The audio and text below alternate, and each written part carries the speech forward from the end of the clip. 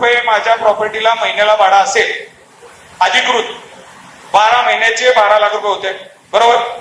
12 महिन्याचे 12 लाख रुपये झाले तर आपल्याला महापालिका त्या माणसाकडनं किती टॅक्स घेते? माझ्या 12 लाख रुपयाला साहेब माहितीसाठी सांगतो, आपण 64% त्या रकमेवर टॅक्स देतो. म्हणजे लक्षात आलं? 64% म्हणजे त्या माणसाला जेवढे पैसे मिळत नाहीत त्याच्यापेक्षाही जास्त पैसे आपल्याला द्यावं लागतात. आणि सुपर टॅक्स म्हणजे आयुक्त साहेब हे जे 64% आहेत त्याच्यावर तुम्ही अधिकचा टॅक्स लावता. हे बरोबर आहे? जे 64%, अहो साहेब 64% अमाऊंट खूप मोठी आहे. मला महेश अण्णांची आठवण येते आज सभागृहामध्ये. महेश अण्णा खोटे, तुम्हाला माहित आहे विनायक दादा, वारंवार सगळ्यांना सांगत होते की हा टॅक्स कमी केल्याशिवाय आपण शहरामध्ये नवीन मॉल्स असतील, नवीन कंपन्या असतील, बँका असतील यांचे अग्रीमेंट करू शकत नाही मोठ्या प्रमाणात. बोला बोला. हा टॅक्स रद्द केलेला आहे. नाही, आता 64% चालू आहे का नक्की? तर सांग. सुपर टॅक्सची आकारणी बंद करण्यात आलेली आहे आणि 64% जे आहे ते आपली नियमित कर जो आहे त्या नियमित करावर आपण 64%, कमाल 64% पर्यंतची आकारणी आपण करतो. ती सुपर टॅक्स नाही, सुपर टॅक्स नाही. मी ते सांगतो 64% हा टॅक्स सुद्धा खूप मोठा आहे साहेब. बँकेचं कर्ज मी घेतलं, बिल्डिंग मी बांधली आणि अजून 64% दादा 64% आपण महापालिकेला टॅक्स देत असताना त्या प्रॉपर्टी टॅक्स मध्ये वेगळा टॅक्स त्या जागेचा द्यावाच लागतो. फक्त भाडे कराराच्या 64% हे तुम्ही घेता. गाडेकर साहेब, भाडे कराराच्या 64% टॅक्स तुम्ही घेता. हो. आणि त्या प्रॉपर्टीला ऑलरेडी जी काही पाणीपट्टी आहे, नळपट्टी आहे ती अधिकची घेता. पाणीपट्टी त्यामध्ये आपण सर्वसाधारण कर, सफाई पट्टी, इतर कर, शिक्षण कर, रोजगार हमी कर हे आपण त्यामध्ये समाविष्ट आहे. आणि या व्यतिरिक्त पाणीपट्टी जे त्याचं जे आहे पाणीपट्टी आपण ते स्वतंत्ररित्या घेतो. या संदर्भातले आपण एक बैठक घेऊ आणि सभागृहाकडे हा विषय पाठवू. आता याचा निर्णय या संदर्भातला म्हणतच नाही, आपण काहीतरी याच्यावर निर्णय पण घ्यायला पाहिजे. 100% निर्णय घ्यावा. माझी विनंती आहे का? माझा म्हणण्याचा उद्देश असा आहे, ह्या टॅक्स असा असल्यामुळं आयुक्त साहेबांना मला लक्षात आणून द्यायचंय की सोलापूर शहरातले नागरिक काय करतात, ज्यांच्या बिल्डिंग आहेत त्यांनी काय करतात, तर त्यांनी त्याच्यामध्ये आयुक्त साहेब सरळ सरळ चकलेरी करतात, म्हणजे चोऱ्या करतात. चोऱ्या कशा पद्धतीने करणार? तर त्यांनी सांगितलं 1 लाख रुपये माझा जर भाडे करार झाला असेल तर मी पेपरवर 20,000 रुपये करारपत्र करणार आणि पेपरवर जे 20,000 आहे आणि 80,000 रुपये मी ब्लॅकने घेणार. आणि असं करून आपल्याकडे जे सबमिट होणारा कागद आहे ते 20,000चाच कागद आपल्याकडे सबमिट होत आहे आणि आपण त्याच्यावर 80% जे 64% ते लावतो. म्हणजे नागरिकांना आपण स्वतःहून इतक्या मोठ्या प्रमाणातला टॅक्स असल्यामुळं आपण त्यांना चोऱ्या करण्यासाठी भाग पाडतो. ही परिस्थिती. त्यांना जे काही टॅक्स आहे तो पूर्ण पेपरवर द्यावं लागतंय, त्यांच्यावर कुठलाही ब्लॅक मनी नसतंय. त्याच्यामुळे सोलापूर शहरामध्ये आज मोठे काही जे काही व्यावसायिक दृष्टिकोनात आपल्या शहर हद्दीमध्ये ज्या लोकांना व्यवसाय करण्याकरता सोलापुरात यायचं आहे ते लोक वारंवार आम्हाला सांगत असतात की तुमच्या शहराची टॅक्स प्रणाली आहे ती प्रचंड मोठ्या प्रमाणामध्ये असल्यामुळं आम्ही सोलापूर शहरामध्ये व्यवसाय करण्यामध्ये आम्हाला अडचण येतात.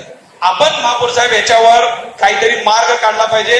तुम्ही आम्हाला शब्द द्या, सोलापूर बैठक लावू, स्वतंत्र बैठक लावून आयुक्त साहेबांनी 50%ची मला वाटतंय सूट दिली. जर आपण 100%ची सूट दिलो तर जी माणसं रेग्युलर भरतात त्यांचं नुकसान होत आहे, कारण त्यांनी रेग्युलर भरायचं आणि गेली कित्येक वर्ष तटवलेल्या माणसाला 100% सूट मिळाली की त्यांनी 10 वर्ष 15 वर्ष रक्कम थांबवून एकदम भरून घ्यायचं सूट घेऊन. म्हणजे आपण आपली वसुलीची जी पद्धत आहे ती मोठ्या प्रमाणामध्ये आयुक्त साहेब त्वरित त्याला 2 लाखाच्या वरच्या जे तुमच्याकडे दिसते त्या लोकांना तुम्ही स्वतः त्याच्यावर कडक कारवाई करून वसुली केली.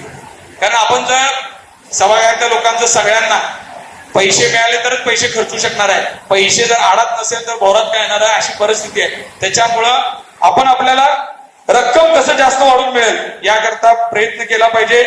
जो टॅक्स रिलेटेडच आहे, घनकचरा विभागामध्ये आपण टॅक्सच्या पावतीमध्ये आपण त्यांना एक कर लावतो आणि मल विसरण कर पावतीवर आणि आपण त्याच ह्याच्यामध्ये युजर चार्जेस हे दोन कर लावतोय आणि दोन्ही कराची रक्कम सेम आहे साहेब. म्हणजे एका पावतीला 600 रुपये काहीतरी मला वाटतंय 2 करायला आपण लावतो प्रत्येक पावतीला. पण आपल्या जे रेकॉर्ड दिसतंय त्याच्यामध्ये 50 कोटी युजर चार्जेस मधनं आपल्याला मिळत आहेत आणि दुसऱ्या उपकर विधीमधनं आपल्याला 25 कोटी रुपये दिसतात साहेब. वास्तविक पावतीमध्ये जर ते कर प्रत्येक पावतीमध्ये दादा सेम आहे. बापू पण तुम्हाला सांगतो, बापू आपण सिनियर आहे, ज्युनियर आहे. बापू या सोलापूर महानगरपालिकेत प्रत्येक प्रमाणात प्रत्येक झोन वाईज प्रत्येक ठिकाणी कचरा नियमितपणे करतात. त्याबरोबर असं म्हणतो माझी माय मावली मंगळवार दिवशी सकाळी 10 वाजता कचरा घेऊन उभारली. त्या टाइमात कचरा उचलणारी गाडी येते. एखादा तास इकडे येतो बापू. नियमितपणे 10% 5% कंप्लीट तिकडे होत आहे. पण एवढं कुठं 10 लाख 12 लाख 14 लाख लोकसंख्येवर आपण जेव्हा काम करतो बापू 2-5% कचरा उचलत जाते.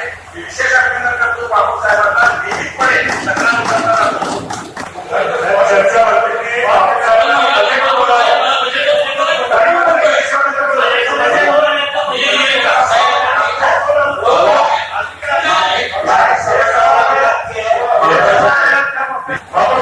सोलापूर महानगरपालिकेचं साहेब इतक्या मोठ्या प्रमाणामध्ये प्रॉपर्टी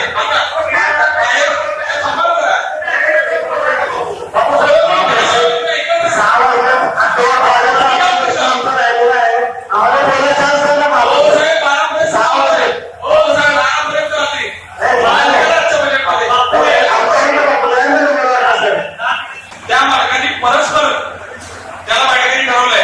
आता म्हणजे आपल्याकडे नाममात्र भाडे दिले आणि त्यांनी बाहेर प्रॉपर्टी विकत असताना 25-50 लाख रुपयाच्या वरती मी उदाहरण देतो. 5चा गाळा 76 लाख रुपयाला परवा ट्रान्सफर झाला. प्रॉपर्टी महापालिकेची, भाडं नाममात्र आपल्याला मिळत आहे आणि गाळा ट्रान्सफर झाला 76 लाख रुपयाला दुसऱ्या नामांचा. महापौर साहेब आपण कुठेतरी आता या गोष्टीवर गांभीर्याने घेणं गरजेचं आहे. ज्या व्यक्तीला आपण गाळा भाड्यात दिला असेल त्याच व्यक्तीने त्याचा उदरनिर्वाहासाठी आपण त्याला दिला होता, त्यांनी केलं पाहिजे होतं गाळा ट्रान्सफर करायला. आणि जो मूळ मालक आहे ज्याने आपल्याकडनं गाळा घेतलाय त्यांनी ते गाळा 80-80 लाख 1-1 कोटीला विका लागले. तुम्हाला माहित आहे साहेब. आपण आपल्या जर स्वतःच्या प्रॉपर्टी आपण रिन्यू केल्या आपल्याकडेच त्या ठेवण्या म्हणण्यापेक्षा त्याचा जर अजून जे मक्ते राहिले होते किंवा निविदा काढून जर आपण निलावात जर परत एकदा दिल्या तर आपल्याला त्याच्यामध्ये मोठ्या प्रमाणामध्ये पैसे मिळू शकतात. महापौर साहेब शुभ्रा आर्ट गॅलरीच्या तिथं आपण एक बिल्डिंग बांधत होतो. मला वाटतं भूमिपूजन होत असताना माग 6-7 वर्ष झालं त्याचं काम झालं. पण आज तागात सुद्धा तिथं बांधकाम पूर्ण झालं नाही. मला वाटतं महापालिकेच्या पाठीमागच ती बिल्डिंग आहे. कारण ते साहेब का बरं त्या बिल्डिंगचं काम थांबलंय. जर ती बिल्डिंग पूर्ण झाली असती तर तिथं असलेले जे काही 6-7 शॉप आहेत आणि इव्हन जी कलाकारांसाठी कलादान होणार आहे ते दोन्ही सेवेत आलं असतं आणि त्याच्यामध्ये महापालिकेला मोठ्या प्रमाणात पैसे मिळाले असते. आपण तेच टेंडर 5-5 वर्ष पुढे देणार असाल तर त्याचा रेट बदलतंय, त्याची बांधकाम कॉस्ट बदलते. जर ते काम वेळेत पूर्ण झालं असतं तर डबल फायदा झाला असता. कमी पैशात बांधकाम पूर्ण झालं असतं आणि त्याच वेळेस जर त्यात भाडेकरी किंवा कुणाला जर ते निलावात गेलं असतं तर आपल्याला त्याचे पैसे मिळाले असते. हे आपलं दोन्ही साईडने नुकसान होत आहे. तुमच्या पाठीमागच ती बिल्डिंग आहे. खासदार प्रणित मला वाटतं त्यासाठी पैसे दिले होते असं मला माहित आहे. असं खासदारने दिलं म्हणून थांबवले काय परत उद्घाटनाला बोलवतो. आता तो निधी संपलेला आहे साहेब. संपला असेल तर आपण अधिकचा निधी तो पूर्ण करायला द्यायला पाहिजे होता. त्याच्यामुळे जास्तीचं एस्टिमेट गेल्यामुळे ती काम त्या ठिकाणी निधी संपला आणि त्या संदर्भातला आता नगर अभियंत्याला विचारला असता आपण 4 कोटीचं एस्टिमेट करून शासनाकडे मागणी केली आणि लवकरच आपण ते करून घेऊ. पुन्हा नाक्याला एक बिल्डिंग बांधून ठेवली आहे. मला वाटतं बरेच सदस्य लहान असतील तेव्हा त्याचं बांधकाम झालं होतं. आता सदस्य सभागृहात आलेत ते मोठी झालेत तरी आपल्या लहानपणीची बिल्डिंग अजून ताब्यात आलेली नाही. बरोबर आहे का मी जे बोलतोय ते. पुण्या नाक्याची जी बिल्डिंग आहे आम्ही लहान होतो तेव्हा त्याचं बांधकाम चालू होतं. आम्ही सभागृहातून आता आमची दाढी पांढरी झाली पण अजून ती बिल्डिंग काय ज्यांची आहे त्यांना मिळेना आणि महापालिकेला जे उत्पन्न व्हायला पाहिजे. माझं विनंती आहे महापौर साहेब त्याच्यासाठी जे बीओटीचे प्रोजेक्ट आहेत त्याच्यासाठी आपण विशेष बैठक बोलवा आणि त्या मक्तेदारांना बोलवा, त्यांचंही ऐकून घ्या आणि त्यातनं सकारात्मक मार्ग काढून आयुक्त साहेब त्यामध्ये आपण